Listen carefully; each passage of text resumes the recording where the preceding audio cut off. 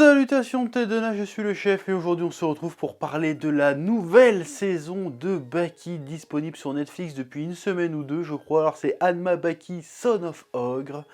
Alors, on va en parler vite fait en mode un peu vloguesque, là j'ai rien écrit, là je vais y aller au feeling parce que voilà, je l'ai regardé, on m'a demandé tiens tu vas en parler?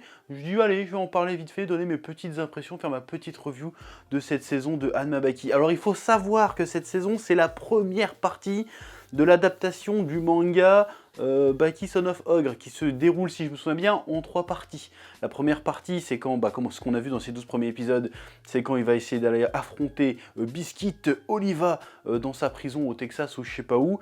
La deuxième partie, bon, je vais pas te spoiler, mais je vais quand même te raconter, c'est quand ils se mettent à tous se friter contre un homme préhistorique, c'est absolument n'importe quoi.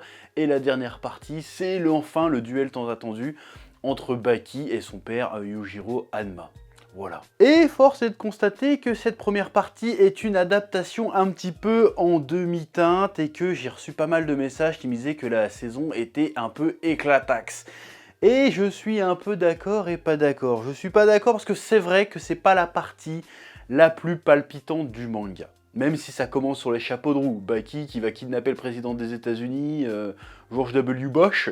Hein, pour pas dire George W. Bush. D'ailleurs c'est marrant, j'espère que dans la suite, normalement il y a une scène où tu vois Sarkozy et Poutine et tout. Je suis très curieux de voir comment ils vont adapter ça dans l'animé. Voilà, peut-être qu'ils vont mettre Macron à la place, je ne sais pas. En tout cas ça sera incroyable, j'ai vraiment hâte de voir ça en animé. Déjà dans le manga c'est une dinguerie de voir ça. Enfin bref. Il kidnappe le président des États-Unis exprès pour se faire enfermer dans la même prison, la prison ultra sécuritaire dans laquelle est enfermé Oliva, l'homme le plus fort des États-Unis avec sa masse musculaire incroyable, qui éclate tout le monde et tutti quanti, et qui est aussi appelé Unchained, c'est-à-dire que le gars en fait il est libre à fond, il vit sa vie à fond même s'il est censé être en prison, il sort, il rentre quand il veut, il a tout un tas de privilèges, tout un tas de luxe. Et donc Baki, avant...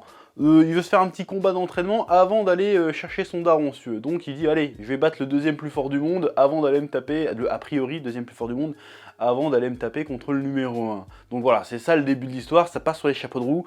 Mais très très vite, on tombe dans un rythme un petit peu, même un peu beaucoup lent. Je dirais que le problème de cette adaptation, de la partie de cette adaptation, c'est que déjà non seulement c'est pas la partie la plus palpitante ni la plus dingue, de Baki, celle qui arrive après est beaucoup plus rocambolesque, beaucoup plus débile et beaucoup plus géniale, franchement, donc revenez pour la partie d'après, parce que ça va être incroyable.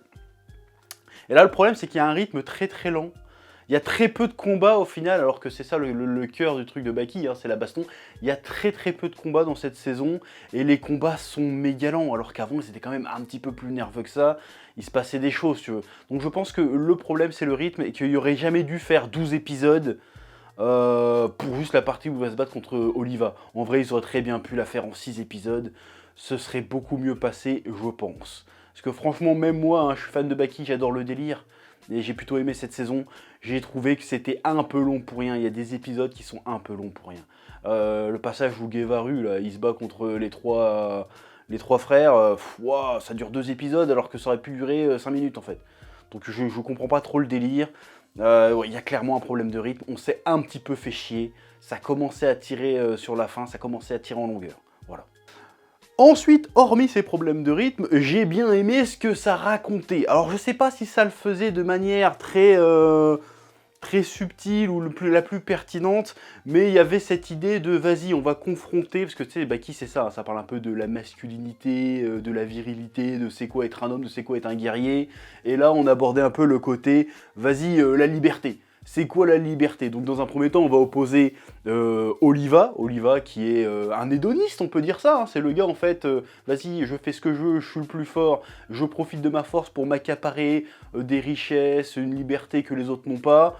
Genre lui, pour lui, si tu veux, il pourrait très bien ne pas aller en prison. Il dit, je vais aller en prison, et pour montrer à quel point je suis libre à tout le monde, eh ben je vais vivre là-bas comme un nabab. C'est-à-dire que le gars, il se tape des putains de repas de bâtard avec des côtes de bœuf hors de prix, des grosses bouteilles de cognac, il fume des gros cigares, il profite de sa vie à fond, si tu veux. Et en plus, il se prend même le luxe de faire venir sa gonzesse en prison. Donc voilà, le gars, il vit dans un hédonisme total, tout le temps la recherche du plaisir, du luxe, de l'opulence, il s'en bat les couilles. Donc c'est comme ça qu'il exprime sa liberté. Et à côté, t'as Gevaru, ou Guevara, je sais plus, qui lui, en fait, est président de son pays, si tu veux, qui est enfermé aux États-Unis, et qui, en fait, lui, vit comment on dit ça? Comment on appelle ça? C'est un asset, en fait. C'est le gars, il se prive de tout. Le gars, il pourrait dormir sur un lit. Non, je vais dormir dans le placard, comme ça, je suis moins à l'aise. Comme ça, je suis libéré des biens matériels, si tu veux. Le gars est complètement opposé à Oliva, dans le sens où il vit dans un dénuement le plus total, et c'est comme ça qu'il est libre.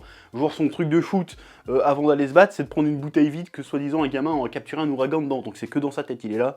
« Ah, je suis libre !» moi, la liberté, c'est le vent, c'est la nature, c'est ne rien posséder, se laisser porter par le vent et par mes envies. Voilà, donc c'est deux visions de la liberté qui s'opposent.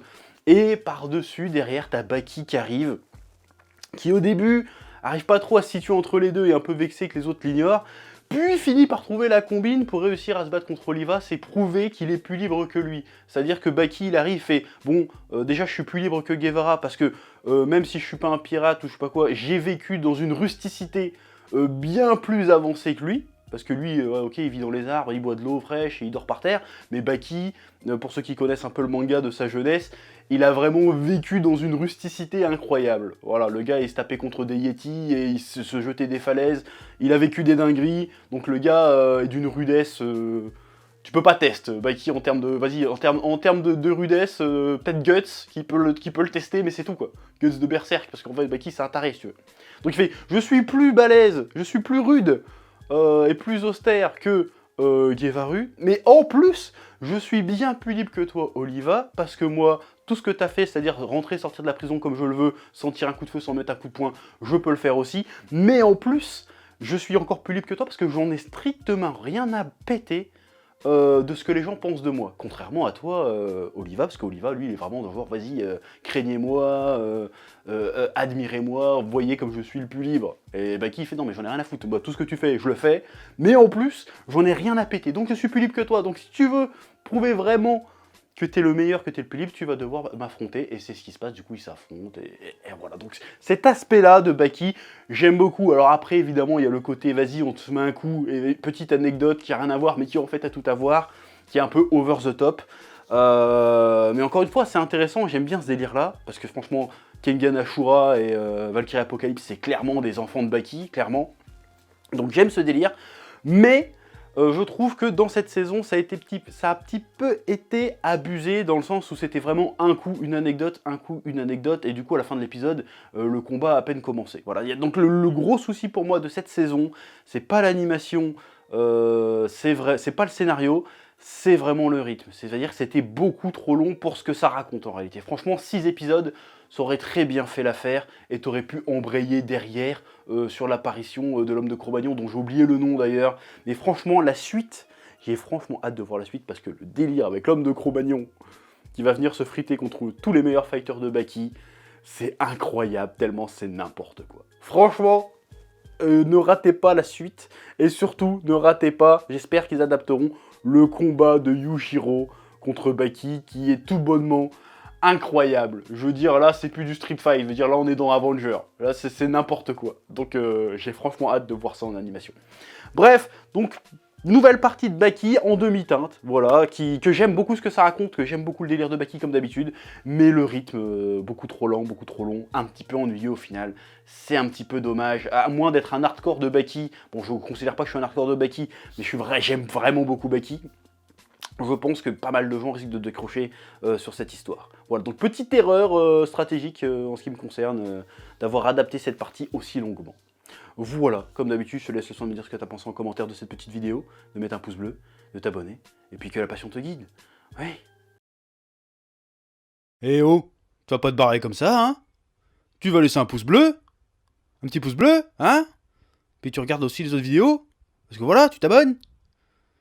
Ouais?